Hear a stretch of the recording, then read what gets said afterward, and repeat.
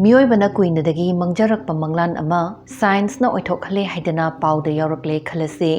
ꯅꯪ ꯅꯁꯥꯁꯤ ꯑꯅꯤ ꯊꯣꯛꯄ ꯌꯥꯔꯗꯤꯀꯣ ꯍꯥꯏꯗꯅ ꯌꯥꯝ ꯈꯟꯖꯕꯗꯨ ꯌꯥꯔꯅꯤ ꯅꯪꯒꯤ ꯀ꯭ꯂꯣꯟ ꯁꯦꯝꯕ ꯌꯥꯔꯅꯤ ꯍꯧꯖꯤꯛ ꯔꯣꯕꯣꯠꯁꯨ ꯅꯠꯇꯕ AIꯁꯨ ꯅꯠꯇꯕ ꯑꯣꯟꯂꯥꯏꯟ ꯑꯚꯇꯥꯔ ꯑꯃꯐꯥꯎ ꯅꯠꯇꯕ ꯅꯪꯒꯤ DNA ꯅꯪꯒꯤ ꯁꯛ ꯅꯪꯒꯤ ꯈꯣꯟꯖꯦꯜ ꯑꯗꯒꯤ ꯅꯪꯉꯣꯟꯗꯒꯤ ꯈꯦꯠꯅꯕ ꯑꯃꯠꯇ ꯂꯩꯇꯕ ꯅꯪ ꯅꯁꯥꯒꯤ ꯕꯥꯏꯑꯣꯂꯣꯖꯤꯀꯦꯜ ꯕ꯭ꯂꯨꯄ꯭ꯔꯤꯟꯠꯇꯨꯃꯛꯅ ꯁꯥꯕ ꯀ꯭ꯂꯣꯟ ꯑꯣꯏꯗꯧꯔꯤꯕꯅꯤ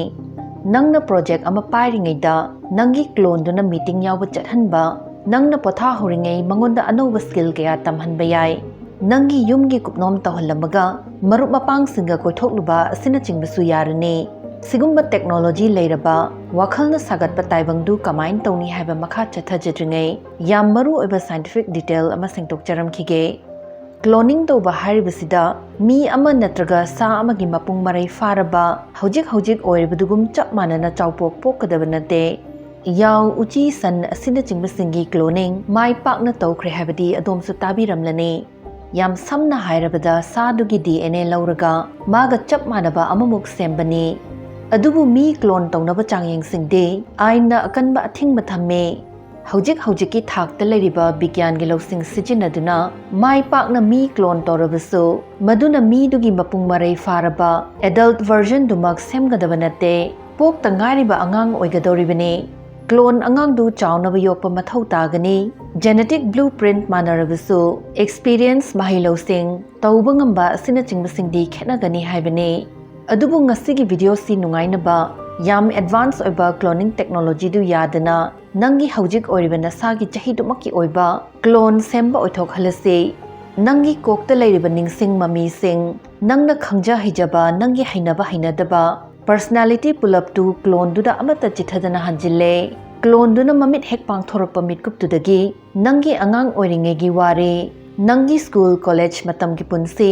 ꯅꯪꯒꯤ ꯑꯍꯥꯟꯕ ꯅꯨꯡꯁꯤꯕ ꯅꯪꯒꯤ ꯃꯔꯨꯞ ꯃꯄꯥꯡ ꯅꯪꯕꯨ ꯉꯁꯤꯒꯤ ꯅꯪꯁꯤ ꯑꯣꯏꯍꯜꯂꯛꯈ꯭ꯔꯤꯕ ꯑꯦꯛꯁꯄꯤꯔꯤꯌꯦꯟꯁ ꯄꯨꯝꯅꯃꯛ ꯅꯤꯡꯁꯤꯡꯕ ꯉꯝꯂꯦ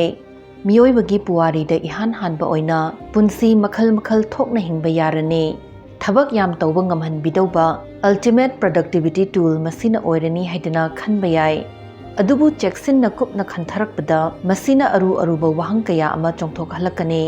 ꯃꯔꯝꯗꯤ ꯀ꯭ꯂꯣꯟ ꯑꯁꯤ ꯃꯤꯒꯤ ꯃꯇꯦꯡ ꯄꯥꯡꯍꯟꯅꯕ ꯏꯆꯝ ꯆꯝꯕ ꯑꯦꯁꯤꯁꯇꯦꯟꯠ ꯑꯣꯏꯔꯔꯣꯏ ꯑꯍꯥꯟꯕꯗꯗꯤ ꯃꯇꯝ ꯌꯥꯝ ꯐꯪꯂꯅꯤ ꯊꯕꯛ ꯀꯌా ꯄꯥꯡꯊꯣꯛꯄꯁꯨ ꯌꯥꯔꯅꯤ ꯍꯥꯏꯅ ꯐꯥꯎꯖꯒꯅꯤ ꯍꯧꯖꯤꯛ ꯃꯇꯝꯁꯤ ꯑꯅꯧꯕ ꯑꯦꯛꯁꯄꯤꯔꯤꯌꯦꯟꯁ ꯑꯅꯧꯕ ꯁ꯭ꯀꯤꯜ ꯀꯌꯥ ꯇꯝꯅꯤꯡꯉꯥꯏ ꯌꯥꯝꯅ ꯂꯩ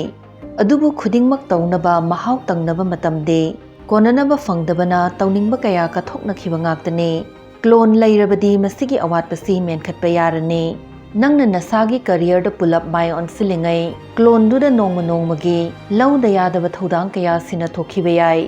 ꯄꯥꯟꯗꯝ ꯆꯥꯎꯖꯕꯁꯤꯡꯒꯤꯗꯤ ꯁꯨꯄꯔ ꯄꯥꯋꯔ ꯑꯃ ꯐꯪꯕꯒ ꯆꯞ ꯃꯥꯟꯅꯔꯅꯤ ꯑꯗꯨꯕꯨ ꯌꯥꯝꯅ ꯍꯔꯥꯎꯕ ꯌꯥꯗ꯭ꯔꯤ ꯃꯔꯝꯗꯤ ꯀ꯭ꯂꯣꯅꯤꯡ ꯇꯧꯕꯒꯤ ꯈꯨꯗꯣꯡꯆꯥꯕ ꯐꯪꯗꯧꯔꯤꯕꯁꯤ ꯃꯤ ꯑꯇꯩ ꯃꯌꯥꯝꯁꯨꯅꯤ ꯃꯤ ꯈꯨꯗꯤꯡꯃꯛ ꯑꯅꯤ ꯂꯣꯏꯅ ꯊꯣꯛꯄ ꯌꯥꯔꯒꯗꯤ ꯑꯈꯟꯅꯕ ꯁꯨꯄꯔ ꯄꯥꯋꯔ ꯀꯔꯤꯁꯨ ꯑꯣꯏꯔꯔꯣꯏ ꯊꯕꯛ ꯇꯧꯕ ꯉꯝꯕꯒꯤ ꯆꯥꯡ ꯄꯨꯂꯞ ꯍꯦꯟꯒꯠꯃꯤꯟꯅꯔꯛꯇꯨꯅ ꯃꯌꯥꯝꯒ ꯃꯥꯟꯅꯅꯕ ꯄ꯭ꯔꯦꯁꯔ ꯑꯗꯨꯝ ꯋꯥꯡꯈꯠꯂꯛꯀꯅꯤ ꯀ꯭ꯂꯣꯅꯤꯡꯁꯤ ꯃꯌꯥꯝ ꯄꯥꯛꯇꯛ ꯁꯤꯖꯤꯟꯅꯕ ꯌꯥꯔꯛꯇꯨꯅ ꯊꯕꯛ ꯇꯧꯅꯔꯛꯂꯕꯗꯤ ꯃꯗꯨꯒꯤ ꯑꯆꯧꯕ ꯀꯟꯁꯤꯀ꯭ꯋꯦꯟꯁꯦꯁ ꯀꯌꯥ ꯊꯣꯛꯂꯛꯀꯅꯤ ꯀꯝꯄꯅꯤꯁꯤꯡꯅ ꯃꯤ ꯑꯅꯧꯕ ꯊꯕꯛ ꯍꯥꯞꯄꯒꯤ ꯃꯍꯨꯠ ꯍꯥꯟꯅꯒꯤ ꯑꯦꯛꯁꯄꯤꯔꯤꯌꯦꯟꯁ ꯂꯩꯔꯕ ꯑꯦꯝꯄ꯭ꯂꯣꯌꯤꯁꯤꯡꯗꯨꯒꯤ ꯀ꯭ꯂꯣꯟꯗ ꯑꯣꯏꯅ ꯊꯕꯛ ꯄꯤꯅꯤꯡꯉꯛꯀꯅꯤ ꯃꯤ ꯈꯔꯗꯤ ꯁꯦꯜ ꯍꯦꯟꯅ ꯇꯥꯟꯕ ꯉꯝꯅꯕ ꯀ꯭ꯂꯣꯟ ꯃꯁꯤꯡ ꯐꯅꯌꯥꯝ ꯁꯦꯝꯃꯛꯄꯁꯨ ꯌꯥꯏ ꯃꯇꯥꯡꯁꯤꯗꯗꯤ ꯈꯨꯟꯅꯥꯏꯗ ꯄꯨꯡꯅꯧ ꯅꯧꯕ ꯁꯤꯟꯃꯤ ꯀꯥꯡꯂꯨꯞ ꯑꯃ ꯊꯣꯛꯂꯛꯂꯅꯤ ꯑꯣꯔꯤꯖꯤꯅꯦꯜ ꯃꯤꯗꯨꯒ DNA ꯆꯞ ꯃꯥꯟꯅꯖꯔꯕꯁꯨ ꯀ꯭ꯂꯣꯟꯁꯤꯡꯁꯤ ꯃꯁꯥ ꯃꯁꯥꯒꯤ ꯇꯣꯉꯥꯟꯖꯕ ꯑꯦꯛꯁꯄꯤꯔꯤꯌꯦꯟꯁ ꯑꯃꯗꯤ ꯋꯥꯈꯜ ꯃꯤꯠꯌꯦꯡ ꯂꯩꯖꯗꯧꯔꯤꯕꯅꯤ ꯑꯗꯨꯕꯨ ꯃꯈꯣꯏꯗꯤ ꯈꯨꯠꯁꯦꯝꯒꯤ ꯃꯤꯅꯤ ꯀꯣꯄꯤꯅꯤ ꯍꯥꯏꯕꯒꯤꯗꯃꯛ ꯁꯨꯝ ꯁꯤꯖꯤꯟꯅꯕ ꯇꯥꯔꯒꯗꯤ ꯊꯥꯏꯅꯩ ꯃꯇꯝꯗ ꯄꯥꯛꯇꯛ ꯆꯠꯅꯔꯝꯕ ꯁ꯭ꯂꯦꯚꯔꯤꯗꯨꯒ ꯃꯥꯟꯅꯗꯦ ꯍꯥꯏꯕ ꯌꯥꯗꯧꯔꯤꯕ꯭ꯔꯥ ꯑꯗꯒꯤ ꯃꯤꯁꯤꯡ ꯌꯥꯝꯈꯠꯂꯛꯄꯗꯒꯤ ꯔꯤꯁꯣꯔꯁꯦꯁ ꯍꯦꯟꯅ ꯁꯤꯖꯤꯟꯅꯊꯣꯔꯛꯄ ꯑꯃꯗꯤ ꯑꯀꯣꯏꯕꯒꯤ ꯐꯤꯕꯝꯗ ꯁꯣꯛꯄꯁꯨ ꯍꯦꯟꯒꯠꯂꯛꯀꯅꯤ ꯁꯥꯏꯟꯁ ꯐꯤꯛꯁꯟꯗ ꯍꯦꯛ ꯎꯕ ꯌꯥꯝꯅ ꯇꯨꯖꯨꯡꯅꯤꯡꯉꯥꯏ ꯑꯣꯏꯕ ꯋꯥ ꯑꯃꯁꯨ ꯂꯩ ꯁꯦꯟꯖꯥꯎ ꯄꯥꯏꯕꯁꯤꯡꯅ ꯀ꯭ꯂꯣꯟꯁꯤꯡꯕꯨ ꯃꯦꯗꯤꯀꯦꯜ ꯏꯟꯁꯨꯔꯦꯟꯁꯀꯤ ꯃꯑꯣꯡꯗ ꯁꯣꯏꯗꯅ ꯁꯤꯖꯤꯟꯅꯔꯛꯀꯅꯤ ꯀ꯭ꯂꯣꯟꯗꯒꯤ ꯍꯥꯔꯠ ꯀꯤꯗꯅꯤ ꯂꯤꯚꯔ ꯑꯁꯤꯅꯆꯤꯡꯕ ꯀꯌꯥꯠꯁꯤꯡ ꯂꯣꯛꯇꯨꯅ ꯍꯥꯟꯅꯒꯤ ꯃꯊꯧ ꯇꯧꯗ꯭ꯔꯕ ꯄꯥꯔꯠꯁꯤꯡ ꯁꯤꯟꯗꯣꯛꯄꯁꯨ ꯌꯥꯒꯅꯤ ꯁ꯭ꯄꯦꯔ ꯄꯥꯔꯠ ꯂꯧꯊꯣꯛꯐꯝ ꯑꯣꯏꯗꯧꯔꯤꯕꯅꯤꯅ ꯀ꯭ꯂꯣꯟꯁꯤꯡꯗꯨ ꯅꯥꯟꯊꯣꯛꯈꯤꯗꯅꯕ ꯑꯔꯣꯟꯕ ꯃꯐꯝꯗ ꯐꯥꯖꯤꯟꯗꯨꯅ ꯊꯝꯕꯤꯒꯅꯤ ꯁꯤꯒꯨꯝꯕ ꯌꯥꯝꯅ ꯁꯤꯔꯤꯌꯁ ꯑꯣꯏꯕ ꯑꯦꯊꯤꯀꯦꯜ ꯄ꯭ꯔꯣꯕ꯭ꯂꯦꯝꯁꯤꯡꯁꯤꯗ ꯅꯠꯇꯅ ꯑꯥꯏꯟꯒꯤ ꯑꯣꯏꯕ ꯂꯨꯈ꯭ꯔꯕ ꯆꯃꯝꯅꯅꯤꯡꯉꯥꯏ ꯑꯣꯏꯕ ꯋꯥ ꯀꯌꯥꯁꯨ ꯊꯣꯛꯂꯛꯀꯅꯤ ꯇꯦꯛꯅꯣꯂꯣꯖꯤ ꯑꯃ ꯄꯨꯊꯣꯔꯛꯄꯗ ꯐꯠꯇꯕ ꯔꯣꯝꯗ ꯂꯥꯟꯅ ꯁꯤꯖꯤꯟꯅꯔꯛꯏ ꯍꯥꯏꯕꯁꯤ ꯄꯨꯋꯥꯔꯤꯅ ꯁꯥꯈꯤꯅꯤ सिगुम्बसिंगसी थोक्तनबा करी करी नीति नियम चटनगनी क्लोनिंग कमदौना रेगुलेट तौगनी हाइबसी यामना लुबा वा अमा ओइगनी मॉडर्न लीगल सिस्टम से मी खुदिंगमक मसा मसागी ओइबा आइडेंटिटी टॉप टॉप सक्ताक लेजै हाइबसीदा युमफम ओइदुना सेम्बने अदुबु क्लोनिंग चटनरकपा तारगदी मसी नत्तबा अमा खनारक्तबा यारोय खुदम ओइना आइनगी मित्येंगदा क्लोन सी कनानी हाइदौरिबनो ओरिजिनल मिसक्तुगा माना हंदौरिब्रा नत्रगा पुंगनौ नौबा आइडेंटिटी पीदौरिब्रा करीगुंबा क्लोनदुना क्राइम अमा तौरमलबदी मदु कनागी दायित्य ओहिनगनी क्राइम दु तौरिबा क्लोन दु फागद्रा नत्रगा हानगी DNA मपुदु ओइना फादौरिब्रा क्लोन सिंग वोट थादबगी हक्ति पीगद्रा ओरिजिनल मिसक्तु सीखिबा तारगदी मागी मरन मथुम मागी लीगल आइडेंटिटी दु क्लोन दुना लहोगद्रा नत्रगना क्लोन सी हौजिक लेबगी मथौ ताद्रे हाइदना हिदाकुंबा अमा काप्सिलगा हातोखिदौरिब्रा सुमाइना लोइसिनखिबसी आइनना अयाबा पीरगदी मदु जस्टिस कौबा यागद्रा मागिदी हिंबगी हक पिबिरोइद्रा क्लोन ग पुन्ना सुम लेमिनबा हाइबसिना अंगकपा साइकोलॉजिकल एक्सपीरियंस अमसु थेंगनाहनबिरकनी अहानबददी क्लोन से नंग नसागुंबनी हाइना खलंबा याय अदुबु मतम सुम हौखिबगा लोइनेना तोंगान तोंगान बहिरम खाइदोकनरगा थबक सिंदोकनरखिबदुना पुंसी लंबी तोंगालकपा हौरने एक्सपीरियंस खेतनारकपदुना नखोय अनिगी पर्सनालिटी दसु अहोंग सोइदना लाकदौरिबने नंगना सुक्तौ तौगे खन्नबा थबक माना तौरकपा याय अनौबा हिनबी अनौबा अपाम्बा अनौबा वाखलोन लेरक्तुना मागी तोंगानबा सक्ताक अमसु लेजरकने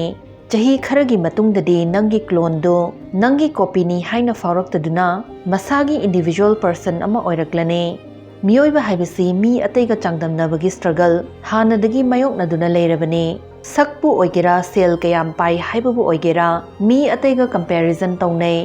अदुबु नंगना क्लोन द थबक मयाम सिना थोखिबदुना माना नंगोदगी हेना होटनबा कनबा डिसिप्लिन लेबा ngang सकपा हैबा अमदे अतैगा अफबा अचेतपा मरी सेम्बा ngamखिबसु याय